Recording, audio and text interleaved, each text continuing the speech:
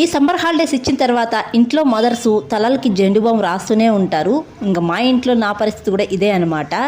మామూలు గోల ఉండదు మా ఇంట్లో అయితే. ఒకరు గిచ్చినారని ఇంకొకరు కొట్టినారని, ఇంకోరైతే కొట్టినారని ఇంకొకరు గిచ్చినారని పోట్లాడుతూనే ఉంటారు. మా చిన్నోడు చూసారా ఎక్కడ పైకి ఎగబడ్డాడో, అరుస్తా అంటే కూడా లెక్కలేదనమాట.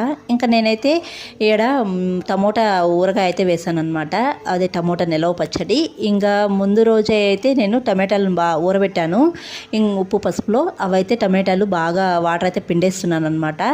ఇంతకు ముందైతే టమోటా పచ్చడి పెట్టి ఊరికైతే తీసుకెళ్ళాను. మా చెల్లి మా తమ్ముడు అయితే చాలా బాగుంది అన్నారు. ఇంక మళ్ళీ ఫోన్ చేసి టమోటా పచ్చడి అయితే తీసుకురమ్మని చెప్పారనమాట. ఇంక అందుకు మళ్ళీ చేస్తున్నాను అనమాట. పక్కా కొలతగా చేసుకుంటే టమోటా పచ్చడి చాలా బాగా కుదురుతుందండి.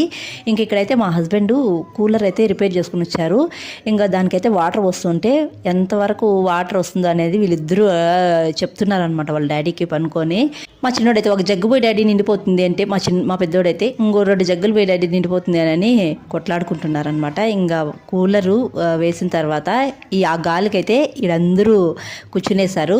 ఇంక వీళ్ళు కూర్చోన్నప్పుడు నేను టమోటా పెడితే మా ఆయన రియాక్షన్ చూడండి, చూపులతోనే చంపేసే విధంగా చూస్తున్నాడు అనమాట. ఇంకా ఈ చల్లగాలిని మా చిన్నోడైతే మామూలుగా ఆస్వాదించడం లేదు.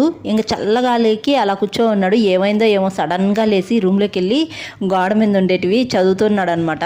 ఒక్కోసారి ఎలా ఉంటాడో ఏమో మా ఒబ్లు ఇలా ఉంటుంది.